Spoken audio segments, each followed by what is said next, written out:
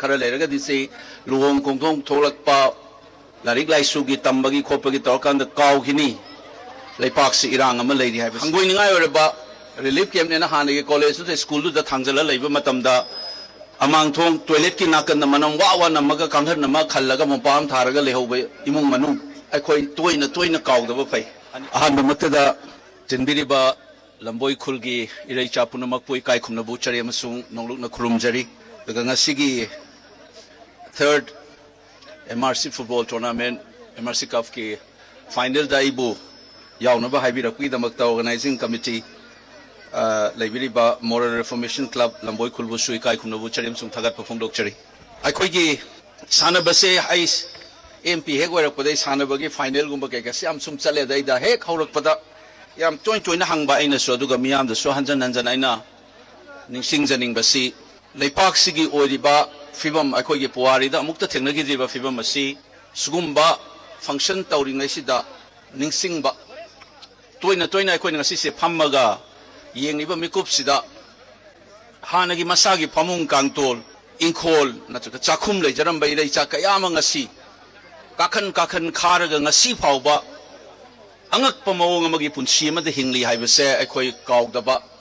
सानरिंगैगी मिकुपसिदा मसी आई मियामदा हंजन हंजन आई निंसिंगजनिंगे हेक हौरकपदगी इरांग से थोलकपदगी आइना सु हांबा आइना वोट की नॉमिनेशन फाइल तौरगा थोलकपदा प्रेसमेन हंगकपदा सोय हाइजरमी खरा लेरगदी से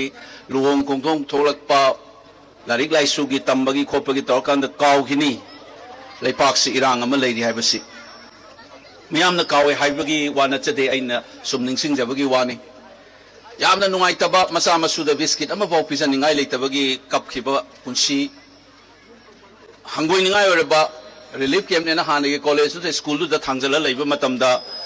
अमांगथोंग टॉयलेट की नाकन मनम वा नमगा कांघर नमा खल्लगा मोपाम थारगा लेहोबे इमुंग मनु अखोई तोइना काउदबा फै अनि सुबदा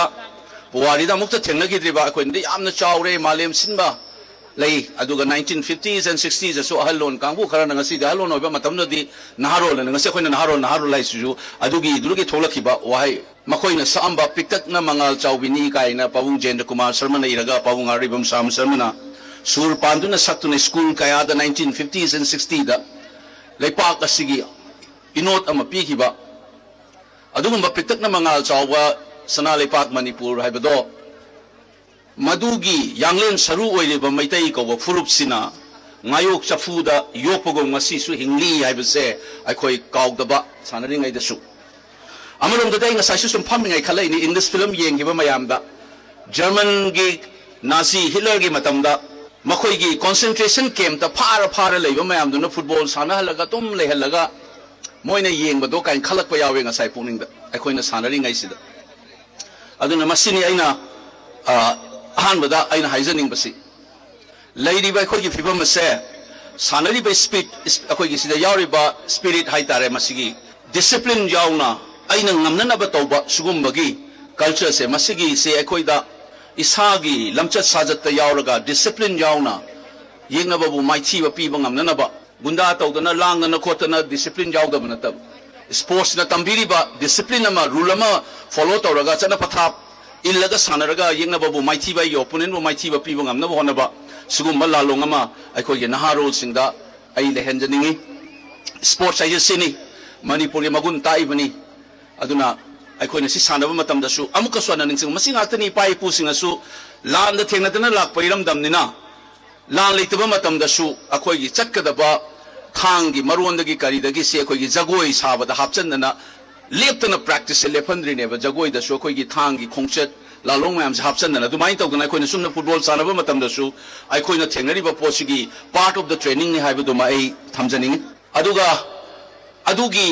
स्पोर्ट्स की कल्चर से हाना लेबसे मसिनसु मणिपुर की अखोइ से मणिपुर मचानी नत्रगा अखोइ से ना अखोइगी चौथुकचबा मा पोहलकांद पेट्रियोटिक फीलिंग पीरिस लेपाक निंगसिबा इफुरुप की नुंगसिबा अमसुंग अखोइगी मरक्ता लिंगजेन मानबगी इथिलमा पीरिबसे मणिपुर की स्पोर्ट्स पर्सन सिंगसिना याम ओइबनी सानरोइ सिंगसिना अदुना अखोइना ngasi sanari sisu yengminara kanda अखोइगी अमा तोइबगी वाखलोन से सागनबा ओइनबा खुलाय अमा ओइनु जै अदुना ने आइना स्पोर्ट्स की फंक्शन सिंग जो दुम तोइना चटलगा हे निंगसिंगबा सुम यावबा अखोइगी हुजिक लेइबा फिबम अमसुंग स्पोर्ट्स की अखोइगी माना लौरिबा रोल से करी noise masi sengban no hona bada khoi gi khunrak phum kendra gi honorable MLA gi now Lokeshwar ai sum chalak pada ma phasana thabak tawi ma gi kendra sida changak ko matam dai no u bada ma gi community hall school gi sang sports ground je pa phasana semi ai sum u bada ai no atai uram da bu yai ko to pa MLA ma mon de na phasana to usul ram bi ai do ai na thengna jarak pada di ma dong na to budi leitai ngasi chu paw ma tai si gi si su 9 sites na ta bi da mamang se sangam ahumuk lok sal le hai 11 sana ba ya ba acho ba football ground ma on tho ani na sem sa ba loi re hai adu sai ma bu han han thagat se masi le pak myang le ba ken si su yam chak thok singai ni si gi sina ta ba u thari si loi lok sal ga ji ma na 11 by site sana ba ya na ba ma sem ani hai adu na ma gi ground sa yam pha pha ba ground yam le hui adu na sports ta thawai yaw bu da na ta na le pak ga sai ga loi na rak pa da magi leipak yu na khanba du ga leipak yu na miyam ge thabak to ban sui ku ma school ma mana ngang class 10 12 tam magi mana coaching ga sin na khotna to bam sia we unarame sugumba na oi ba leipak ki thabak ta thawai yaw ba musuma ge kendra de yeng ba miyeng sikata na tana leipak yu be issue da su machin thong na ngang da na tumina lei bangam da ba sugumba rajniti wala koi sema mathau tai manipur da hana chatna bi lerami ba saksa haijana raga paisa lauraga tauraga semgot ruba